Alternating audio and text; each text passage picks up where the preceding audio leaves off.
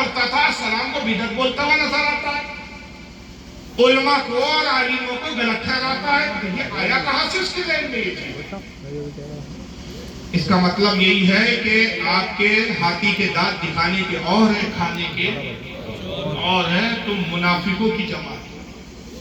زبان پہ تمہارے یہ ہوتا ہے کہ محبت کی بات کرو، اخلاق کی بات کرو، ایک دوسرے سے الفت کی بات کرو، لیکن اندر تم نفرتیں پیدا کرتے ہو، جماعتوں کو بانٹتے اور کاٹتے ہو، مسجدوں میں تم قبضے کرتے ہو. اب ایک اور میں پہلو دکھانا چاہتا ہوں. طارق جمیل صاحب کی ابھی تھیوری سن رہے تھے، کسی کو برا کہو مت، لیکن دوسری طرف آپ آئیے اسی جماعت کے کچھ گرو گھنٹالوں کو سن لیجیے. آپ درود شریف پڑھیں. اللہم صلی علی سیدنا مولانا محمد وعلی آلہ وصحبہ وسلم. آئیے اسی جماعت کا ایک اور مولوی ہے، یہ بھی دیوبندی ہے، اس کا نام ہے مولوی طارق مسعود. وہ طارق جمیل ہے، یہ طارق مسعود ہے، اور دونوں طارق ہیں، دونوں اندھیرا قائم ہے.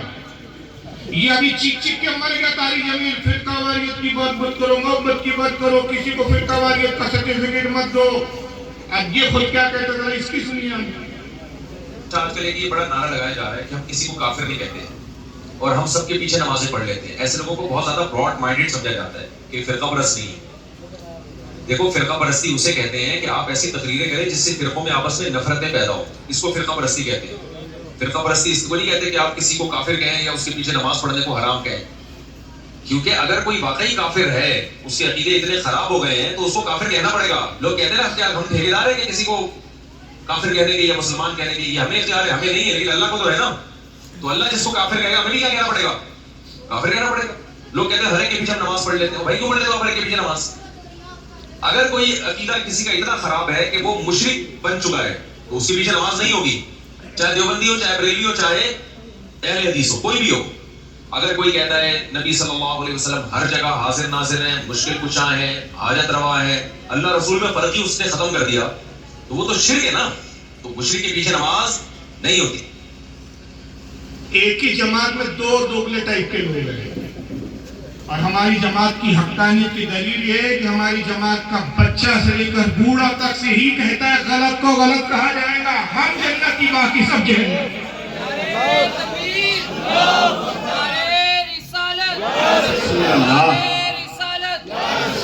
یہی تو ہم بھی سمجھا رہے ہیں کہ غلط کو غلط کہنا پڑے گا. کیوں؟ کیونکہ میرے آقا نے غلط کو غلط کہا. میرے آقا نے کہا 72 جہنم میں جائیں گے، ایک جنت میں جائے گا. ہم بھی تو کوئی سنت پر عمل کرتے ہیں، سنی ہی جنت میں جائے گا، باقی سب جہنم میں جائیں گے.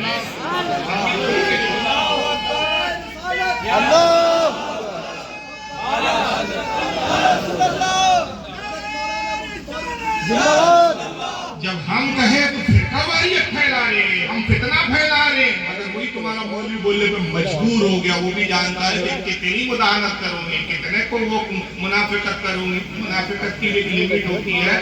گھر جا کے اندھیرے میں جب یہ اپنے آپ کو شیشے میں دیکھتے ہیں تو ان کو اپنے آپ کو خوش فرماتے ہیں، یعنی اپنے چہرے عبداللہ بن ابی جیسے نظر آتے ہیں. تو کبھی کبھی مجبور ہو کے کہنا پڑتا ہے کہ فرقہ پرستی یہ نہیں ہے. طارق مسعود کے جملے سن لیا، یہ بھی دیوبندی جماعت کا، یاد رکھے بریلوی نہیں ہے. ایک طارق جمیل ہے، دونوں کے نام ملتے جلتے ہیں. جو کہہ رہے فرقہ واریت کی بات مت کیجیے، امت بن کے رہیے، بانٹنے کی بات مت کیجیے، اپنے اپنے عقیدے پہ قائم رہیے، ایک دوسرے کے لیے گنجائش رکھیے. اتنی حد تک مت جاؤ کہ ایک دوسرے کو کافر بولو. اور دوسرا طارق مسعود کہتا ہے کافر کو کافر کہنا پڑے گا. جو کافر ہے، جس کا عقیدہ شرک تک پہنچ جائے، اس کے پیچھے نماز نہیں ہوگی، کہنا پڑے گا. عجیب دوگلے ہو یار. یہی جب سنی بولتا ہے کہ تم گستاخ رسول ہو، تمہارے پیچھے نماز نہیں ہوگی، تو ہمیں تم متشدد و شدت پسند کرتے ہو. اب تمہارا مولوی بولے تو دین کی تبلیغ ہے. مگر بہرحال اس کا اشارہ ہماری طرف تھا، اور ہماری طرف اشارہ کرتے ہوئے اس نے ایک بات کہا کہ جو رسول اللہ کو مشکل کشا حاجت روا کہتا ہے، سرکار کو حاضر و ناظر کہتا ہے، وہ مشرک ہے، اس کو آپ کو کافر کہنا پڑے گا. یعنی یہ ہمیں کافر کہے گا. اور یہی بات اس نے ایک دوسری جگہ اور کہی ہے، وہ بھی سن لیجیے.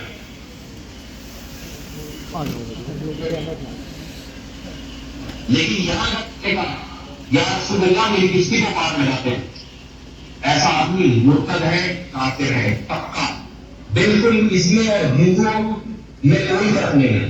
360 بتوں کے سامنے جھکنے والا، گائے کا پیشاب پینے والا، اور ایک ایسے موقع پہ یا رسول اللہ مدد کا نعرہ لگانے والا، دونوں گندے پلیل نجس جن کا مسجد حرام میں داخلہ منع. بالکل اس میں اور ہندوؤں میں کوئی فرق نہیں ہے.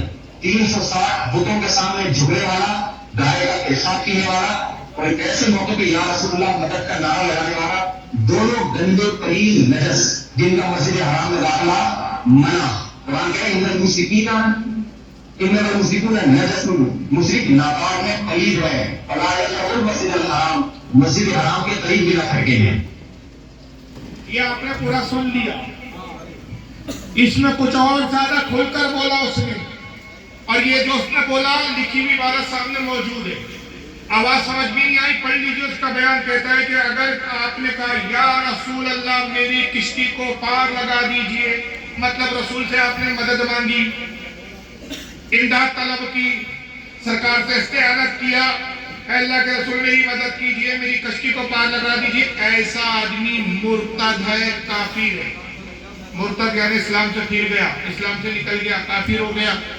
اور کیسا کافر ہوا؟ چھوٹا موٹا کافر نہیں ہوا. بالکل اس میں اور ہندوؤں میں کوئی فرق نہیں ہے. 360 بتوں کے سامنے جھکنے والا، گائے کا پیشاب پینے والا، اور ایسے موقع پر یا رسول اللہ مدد کا نعرہ لگانے والا، دونوں گندے پلید نجس. یعنی رامدیو بابا کی کیٹیگری میں لا دیا آپ کو. اور اتنے ناپاک آپ کہ مسجد میں، مسجد حرام میں آپ کا داخلہ منع.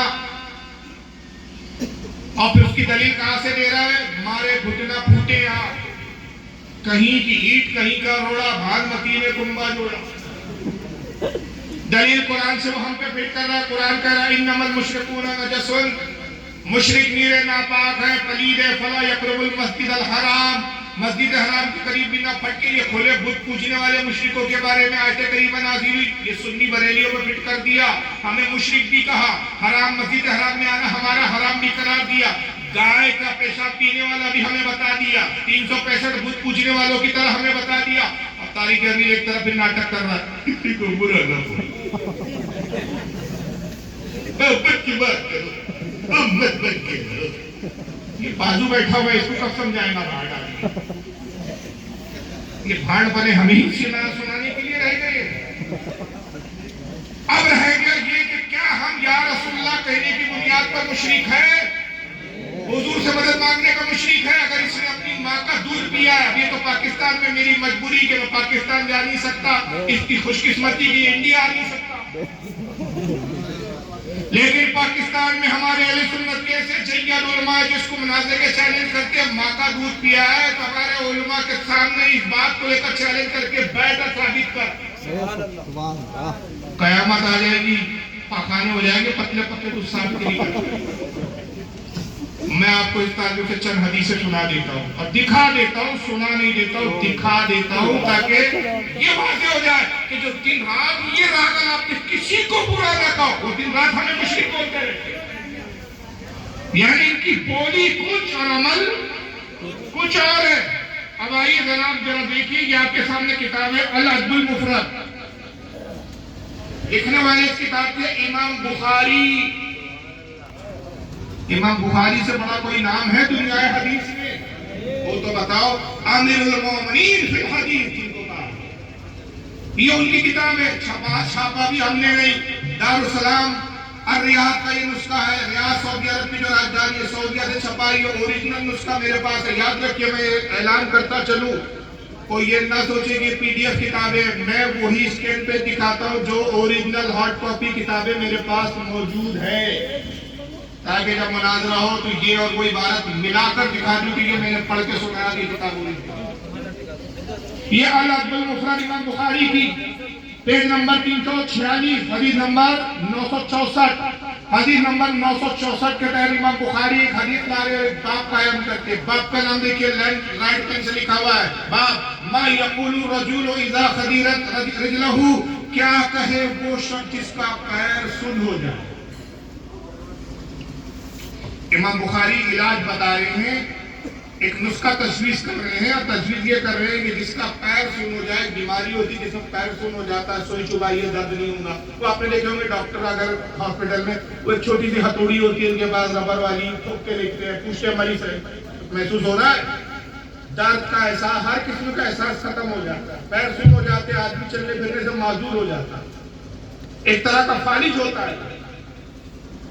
وہ جب بیماری کسی کو ہو جائے تو امام بخاری کہتے ہیں ما یقول، کیا کہے، ما یقول رجل، وہ شخص کیا کہے، کیا کرے وہ شخص، اذا خدرت رجلہ، جس کا پیر سن ہو جائے، کیا علاج کرنا چاہیے؟ امام بخاری علاج بتاتے ہیں۔ حدثنا ابو نعیم، حدیث بیان کی ہم سے ابو نعیم نے، قال حدثنا سفیان، ہم ان سے حدیث بیان کی حضرت سفیان نے، عن ابی اسحاق، ان سے حدیث بیان کی حضرت ابی اسحاق نے، عن عبد الرحمن بن سعد، قال حضرت عبد الرحمن بن سعد روایت کرتے اور وہ کہتے قال خبیرت رجل ابن عمر، حضرت عبداللہ ابن عمر کا پیر سن ہو گیا۔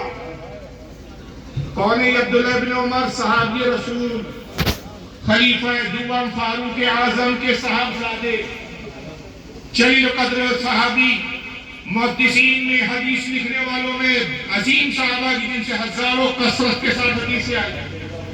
عبداللہ بن عمر کا پیر سن ہو گیا، کس وقت؟ یہ ضعیفی کا دور تھا، بڑھاپے کا دور تھا، بڑھاپے میں ان کا پیر سن ہو گیا، رسول اللہ کو وصال کیے ہوئے عرصہ گزر چکا، ان کے والد کا دور خلافت بھی ختم ہو چکا، ابو بکر صدیق کا دور خلافت بھی ختم ہو گیا، چلنے پھرنے سے معذور ہو گئے عبداللہ بن عمر۔ فقال له رجل، امام بخاری نقل کرتے ہیں کہ ایک شخص نے ان سے پھر کہا اذکر احب الناس الیک، اس شخص کو یاد کیجئے، اس سے مدد طلب کیجئے جس سے آپ سب سے زیادہ محبت کرتے ہیں۔ گویا اشارہ کیا، انہوں نے کہا کہ آپ رسول اللہ سے سب سے زیادہ محبت کرتے ہیں، ایسے تکلیف میں، ایسے درد میں، ایسے پریشانی میں، ایسی مشکل میں آپ رسول کو کیوں آواز نہیں دیتے، کیوں ان کو مدد کے لیے نہیں پکارتے؟ امام بخاری کہتے فقال